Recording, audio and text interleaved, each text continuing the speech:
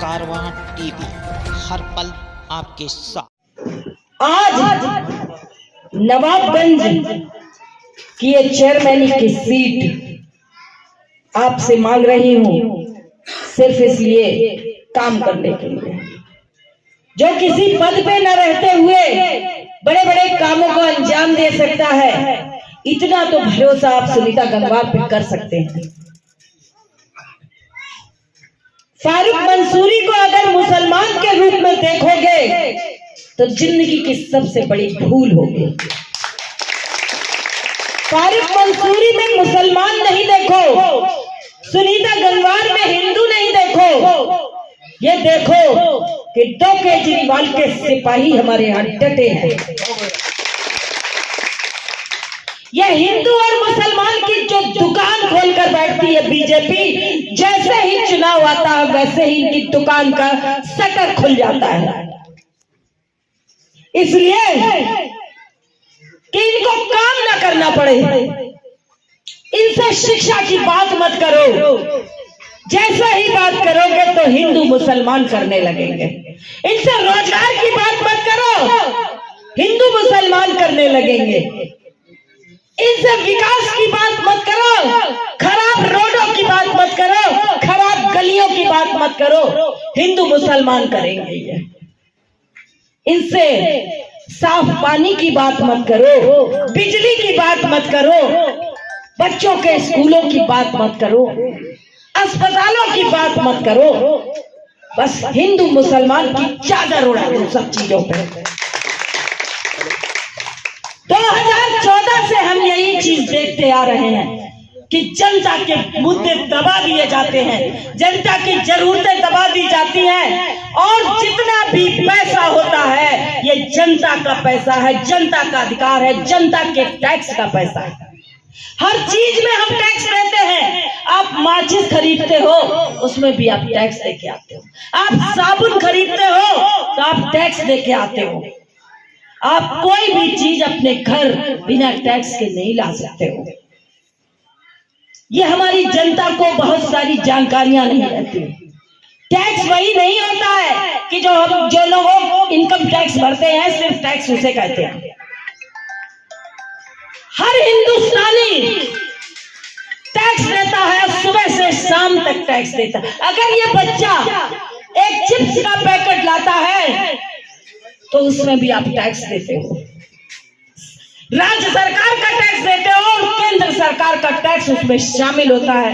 वो 5 रुपए का जो चिप्स का पैकेट है उसमें आधा पैसा आपका टैक्स का होता है। वो पैसा कहां जाता है? क्या वो पैसा लौट के आपके पास आता है, लौट के आपके कामों में लगता है वो पैसा? आप बता दो हमें, हाँ या ना में बताओ। नहीं लगता है ना? जोर से आप बोला करो, डरने की जरूरत नहीं है। आम आदमी पार्टी के लोग डर के चुनाव नहीं लड़ते हैं, न गुंडों से डरते हैं, न इनकी गुंडाई से डरते हैं, न धमकियों से डरते हैं। हमारे पास हम जनता की ताकत से चुनाव लड़ते हैं। हमारी जनता को क्यों डरा धमका के रखा है? अगर तुम इतने ही सच्चे और ईमानदार हो तो ये धमकियां क्यों फैलाते घूमते हो कि वोट नहीं दिया तो बाद में तुम्हारा हम सत्यानाश करेंगे। बड़ी तेजी से नवाबगंज के चुनाव जैसे ही करीब आ रहा है, घटनाक्रम बदल रहे हैं। अभी आज आपने देखा होगा एक प्रत्याशी जो है सरेंडर हो गए। बहुत जोश खरोश के साथ निकले थे, भाजपा के प्रत्याशी थे, भाजपा से टिकट नहीं मिला तो निर्दलीय खड़े हो गए और उसके बाद 5 दिन बाद उनकी हवा निकल गई। बैठ के भाजपा में शामिल हो गए। अब भाजपा अच्छी हो गई। भाजपा ही विकास कर सकती है, मोदी योगी के अलावा तो कोई विकास नहीं कर सकता है, क्योंकि इन्होंने विनाश का नाम विकास रख दिया है। जितना विनाश इनसे हो सकता है उतना विनाश ये करेंगे। वो प्रत्याशी चाहे पैसा लेकर बैठे हो या जिस भी वजह से बैठे हो, ऐसे लोग पूरी जनता का बेड़ा गर्क करते हैं। यही चीज है जो दलाली प्रथा को जन्म देती है। इसलिए आप दलालों के चंगुल से निकलकर वोट करिए। एक बार वोट करके तो देखिए। वोटों के ठेकेदार बने घूम रहे हैं कि हम इतने वोटों का नुकसान कर देंगे। जनता को झोंक दिया भाड़ में और जनता को आग के हवाले कर दिया और बैठ गए अपनी राजगद्दी पाने वालों के बगल में। इनको कहते हैं जनप्रतिनिधि। ये चुनाव लड़ने लायक लोग हैं, इनको चुनाव लड़ना चाहिए, इनको वोट देना चाहिए। आओ मुकाबला करो सुनीता गंगवार से, आओ मंच पर बैठो मेरे साथ, मीडिया में डिबेट करो। मैं तुम्हें दिखाती हूं तुम्हारा विकास और तुम्हारा विनाश, जो तुमने उल्टी परिभाषा कर रखी है। जनता के पैसे पर ऐश करने वाले लोग, आम आदमी पार्टी तुम्हें चुनौती देती है कि तुम जनता पे उत्पीड़न करके तो दिखाओ। ये जनता इस बार झाड़ू को वोट करेगी, तुम रोक के दिखा लेना। मैं खुली चुनौती सबको देती हूं। यह हिंदू मुसलमान की अब दुकान बंद कर लो। अब यह शटर गिरने का टाइम आ गया है। ये अब दुकानें तुम्हारी चलने वाली नहीं है। सपने देख रहे हैं, पूरी लूटमार गैंग लगी हुई है एक महिला को हराने के लिए। वो महिला है सुनीता गंगवार। क्या अगर एक बार जनता ने सुनीता गंगवार को वोट दे दिया ना, तो उसके बाद इनकी दुकानें हमेशा के लिए बंद हो जाएंगी। सबकी निगाह है चेयरमैनी में अभी 28 करोड़ रुपया बाकी है। वो किसका पैसा है? ये आपका पैसा है, आप लोगों का पैसा है, मेरा भी पैसा है उसमें, मैं भी टैक्स देती हूँ। उस पर निगाह गड़ी है कि जल्दी से चुनाव हो, 11 तारीख को वोट डलवा ले और जीत ले, ताकि कुंडली मार के उसके बाद जनता को लात मार कर फेंको। पहले हाथ जोड़कर आएंगे, चुनाव आएगा, इतना हाथ जुड़ेगा, फिर इतना होते होते इतना बिल्कुल जमीन पर लेट जाएंगे। और जिस दिन रिजल्ट आ जाएगा जीत गए, उस दिन जनता को फुटबॉल बॉल की तरह फेंक देते हैं। उसके बाद इनके घरों के दरवाजे बंद हो जाते हैं। अभी कार्यालयों में चहल पहल मिलेगी, चाय, दारू, समोसा, नाश्ता सब कुछ मिलेगा। उसके बाद आपको कुछ नहीं मिलेगा। इसलिए कहती हूं, केवल आपके एक वोट की ताकत आपके पैसे को बचा सकती है, और वो पैसा आपके लिए खर्च किया जाएगा। ये याकूबपुर गांव जोड़ा है, बहुत नगरा गांव जोड़ा है। ये तिकड़म इसलिए की गई कि मेरे हिंदू वोट बढ़ जाएंगे, तो हम तो चेयरमैन बने बैठे हैं। ये हिंदू मुसलमान की दुकान खोल के चुनाव जीतते हैं। लेकिन साथियों, सुनीता गंगवार ने आपके साथ 10 साल संघर्ष किया है। बताओ किया है कि नहीं किया है?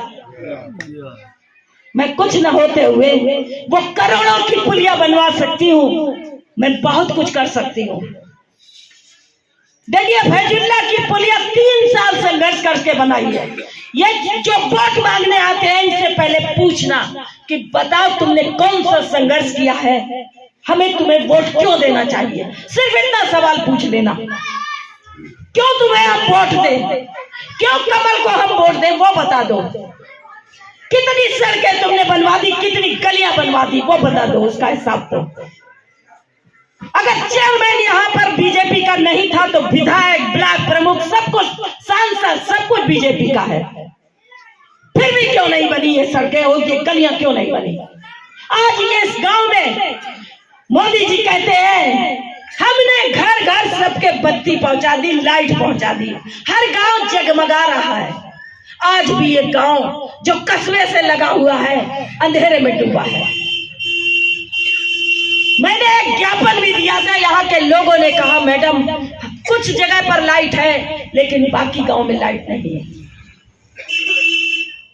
हमने कहा एक ज्ञापन दिया, एसडीएम साहब को ज्ञापन दिया, बिजली विभाग से भी कहा, बोले हमारे पास पैसा नहीं है।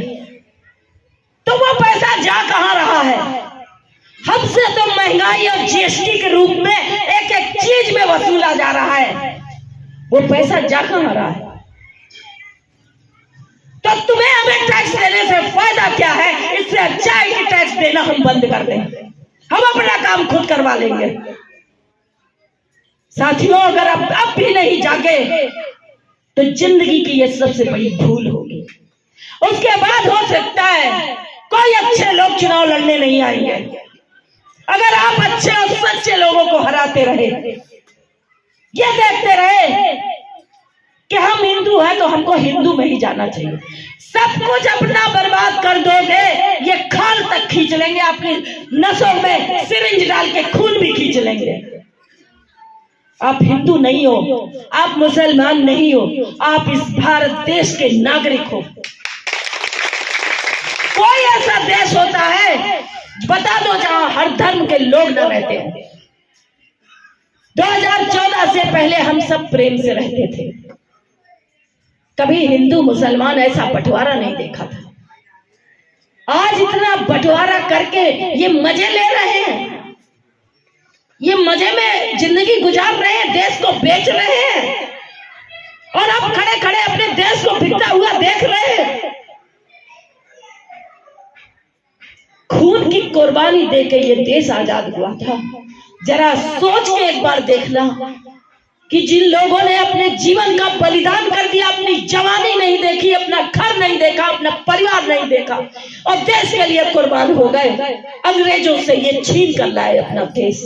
आज हमारे देश में हमारे ही देश के काले अंग्रेज कब्जा करके बैठे हैं और बीजेपी ने एक ही चीज की फैक्ट्री लगाई है, वो है दलालों की फैक्ट्री। बना दो, दलालों को पैसे वाला बना दो और आम जनता को गरीब बना दो, क्योंकि आम जनता वो दलाल के पास जाएगी तभी उसका काम होगा, उसको पैसा देगी और उनके नेता तक पैसा पहुंचेगा, तब आपका छोटा सा काम होगा। आपको अगर गरीब आदमी का कमरा आता है बता दो, बिना कमीशन दिए किसी को कमरा मिला हो तो बता दे मुझे कोई। क्यों होता है? क्योंकि इन्होंने ये दलाली प्रथा इसलिए बनाई है, दलालों की फैक्ट्री बनाई है कि दलाल निकालो, जनता पे इतने इतने कब्जे करो, जब चुनाव आएगा तो हम पूरी जनता का वोट डलवा देंगे। ठेकेदारी प्रथा चल रही है। आम आदमी पार्टी ने कभी दलाल बनाए? कभी सुनीता गंगवार ने दलाल बनाए कि साहब जाओ इतने वोटों का ठेका लेकर आओ और हमें डलवाओ? हम आपको आजाद करना चाहते हैं, आजाद वोटिंग करिए। जहां आपको लगे कि सुनीता गंगवार सही है तो वोटिंग करना, अगर लगे कि मैं गलत हूं तो वोटिंग नहीं करना। हमें काम पर वोट चाहिए, किसी जाति धर्म से हम वोट नहीं लेते। हमारे लिए सब लोग एक हैं, हमारे लिए सब बराबर है, चाहे वो किसी भी जाति का हो, किसी भी धर्म का हो। ये वही लोग हैं जो आज वोट मांगते घूम रहे हैं। भूमि विकास बैंक के चुनाव को याद करो, इन्होंने गंगवार समाज के लोगों पर लठ चलवाए थे बेईमानी से चुनाव जीतने के लिए। क्या वो घाव मुझे नहीं लगे थे?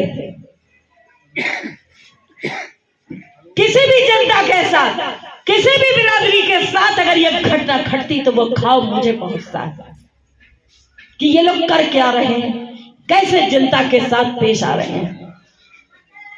उसके बाद भी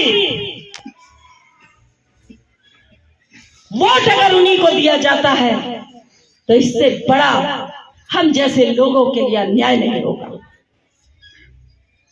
हम आपको वो सारी चीजें देना चाहते हैं जिसका कि आपको अधिकार है। आपको एक वोट के बदले मिलना चाहिए। आपको पता नहीं है हमारे एक वोट की कीमत क्या है। आप उस कीमत को समझो, कितना कीमती होता है। आपने 5 साल के लिए अपने आप को बेच दिया, अगर गलत जगह वोट कर दिया, अपने आप को गुलाम बना दिया 5 साल के लिए। इनका ये 1000-2000 दे जाएंगे और इससे ज्यादा क्या दे जाएंगे आपके वोट के लिए। और उसके बाद आप कितनी रिश्वत दोगे, अपने हर काम के लिए इनके पास जाओगे, नाक रगड़ोगे, इनका इंतजार करोगे घंटों दिनों। कहीं थाने में आपको दिक्कत हो गई तो कोई सुनने वाला नहीं होगा। आप अपनी लाख सफाई देते रहना कि हम बेगुनाह हैं, कोई आपको नहीं मानेगा बेगुनाह। लेकिन सुनीता गंगवार को आपने अगर ये ताकत सौंपी तो किसी प्रशासन की मजाल नहीं है, किसी की मजाल नहीं है कि किसी गरीब आदमी का उत्पीड़न करके तो देखो। तो मेरे पास कितने लोग आते हैं, अपनी समस्याएं लेकर आते हैं कि मैडम हमारे खेत पे दबंग कब्जा कर रहे हैं, हमारे मकान पे कब्जा कर रहे हैं। मैं जाती हूँ, मैंने कहा बताओ उस दबंग का नाम जिसकी मजाल है कि वो दिन दहाड़े जिंदा कब्जा करेगा। कितने कब्जे छुड़वाए हैं। क्या मैं पैसा लेती हूँ आपसे? सुनीता गंगवार 1 रुपए की किसी की गुनहगार नहीं है।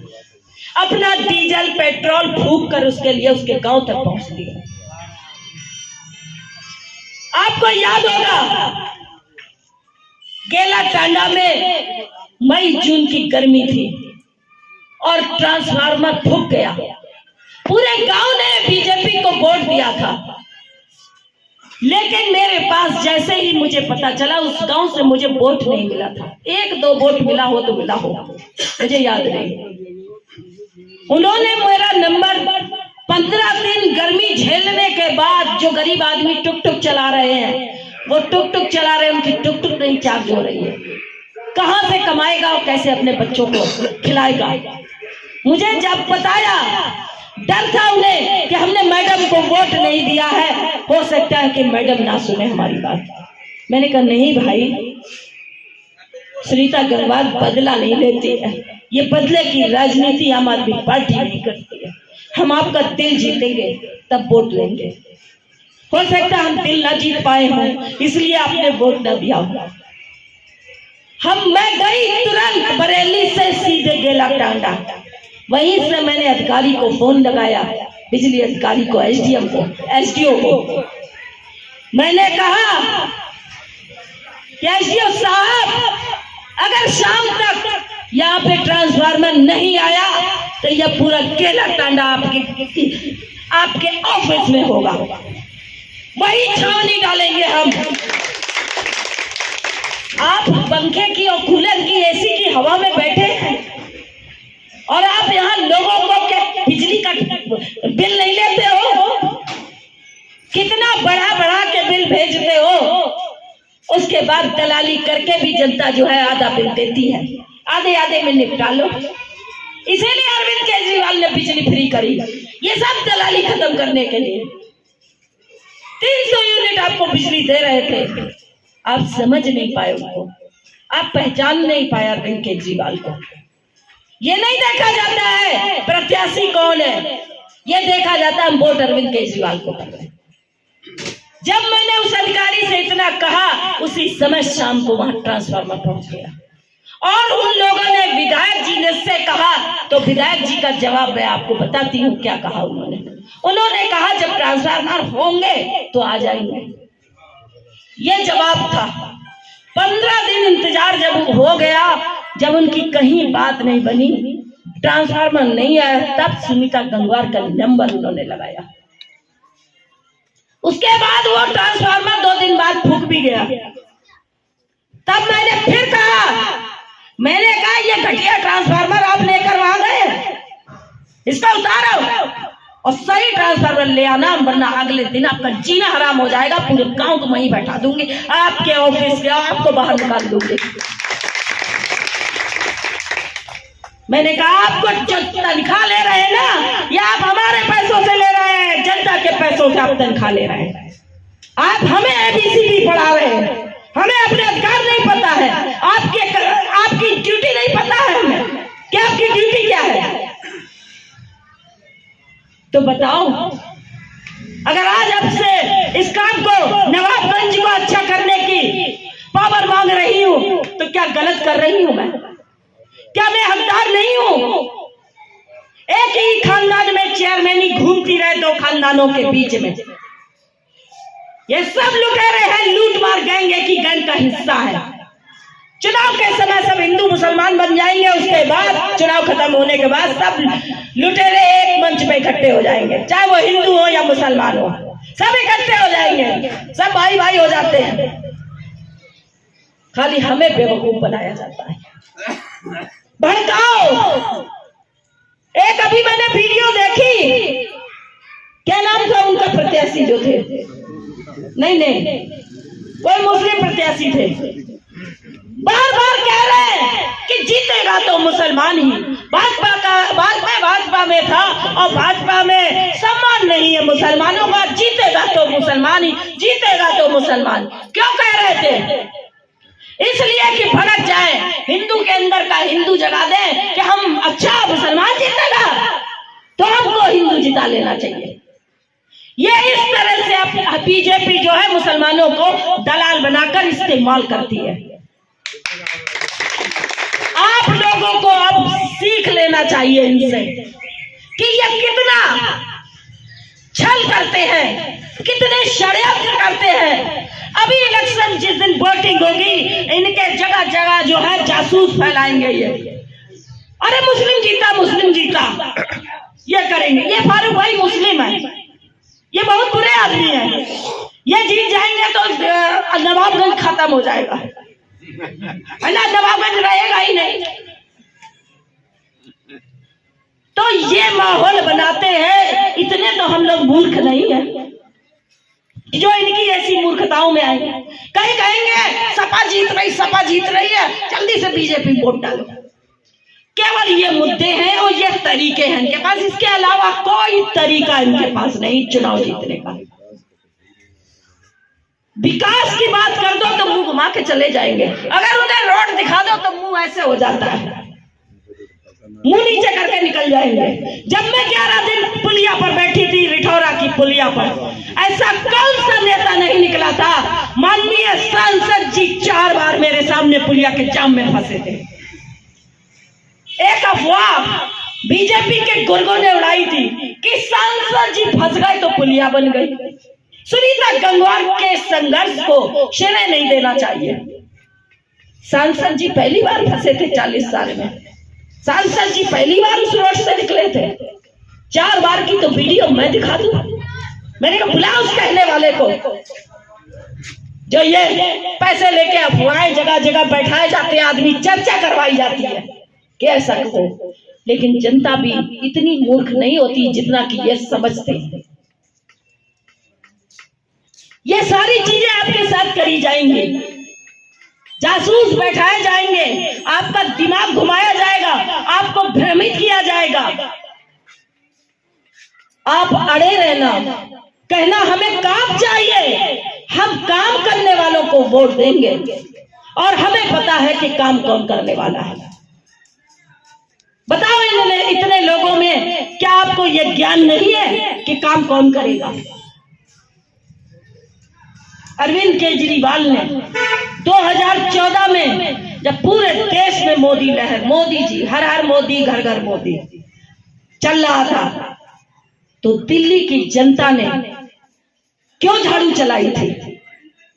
क्योंकि दिल्ली की जनता के लिए अरविंद केजरीवाल ने उसी तरह संघर्ष किया था। उससे पहले झुग्गी झोपड़ियों में जाते थे, रुकते थे और देखते थे कि इन गरीबों की सबसे बड़ी समस्या क्या है, कैसे हम इसको ठीक करेंगे, कैसे मैनेज करेंगे हम दिल्ली को, कैसे हम दिल्ली को बदलेंगे।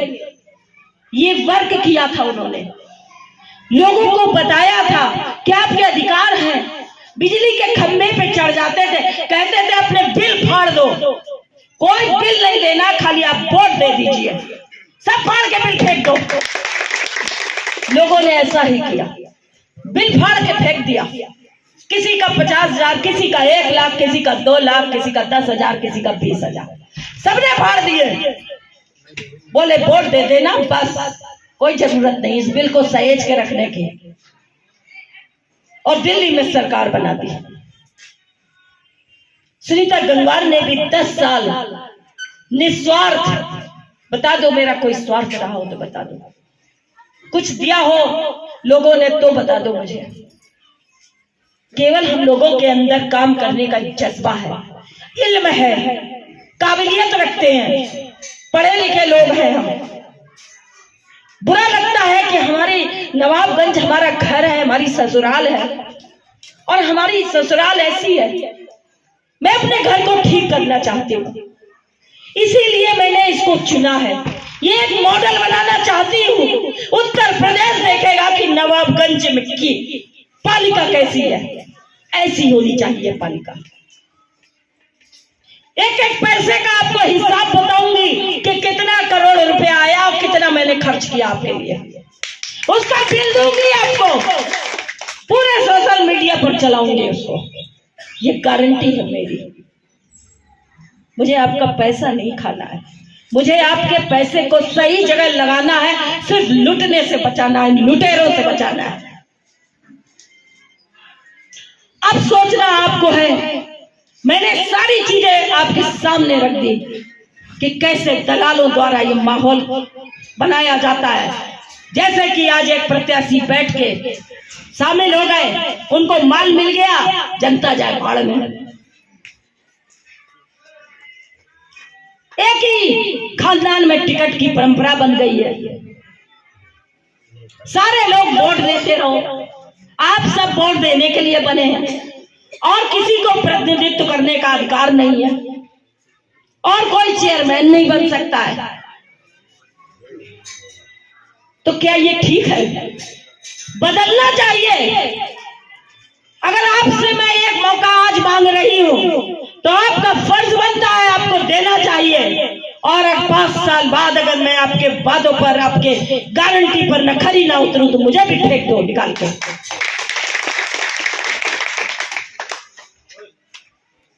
इस बार 2022 के चुनाव में आपने मौका नहीं दिया, मैंने कहा कोई बात नहीं, मुझे उसका कोई गिला शिकवा नहीं है आपसे। काम करती रहेगी सुनीता गंगवार में, अपनी आप की इतनी ताकत है। मेरी ताकत मेरे वोट से, आपके वोट से नहीं है, मेरी अपनी खुद की ताकत, मेरी ईमानदारी और मेरे संघर्ष की ताकत है। मैं कहीं खड़ी हो जाऊं, किसी अधिकारी के पास चली जाऊं, कोई अधिकारी काम करने से इनकार नहीं कर सकता है। इसलिए जब आपके सामने एक अच्छा विकल्प हो, आप उसे ठोकर मारकर अगर दे देते हैं वोट किसी और को, तो उसके बाद कोई फिर अच्छे लोग आपके लिए नहीं निकलेंगे। ये प्रथा बंद कर दो, इस बार विराम लगाओ, इस बार ऐसी झाड़ू चलाओ, इतनी झाड़ू चलाओ कि गंदगी के साथ साथ गंदे नेता भी बाहर हो जाए। एक मौका आम आदमी पार्टी को देखकर तो देखो, उसके बाद सब चुनाव में कहोगे नहीं भैया हम तो झाड़ू चलाएंगे। आज हमको इतना आराम मिल रहा, दिल्ली के लोग क्यों अरविंद केजरीवाल को बनाए पड़े हैं? अपने काम पर वोट मांगते हैं हम लोग, 5 साल जनता के बीच में रहते हैं। कोई चुनाव हारने के बाद मैं घर बैठी हूँ, बताओ घर बैठी हूँ तो बता देना, उसके बाद भी जनता के बीच में बराबर हूँ। और जो चुनाव हार कर बैठे हैं वो भी अपने घर में है, और जो चुनाव जीते हैं वो भी अपने घर में है।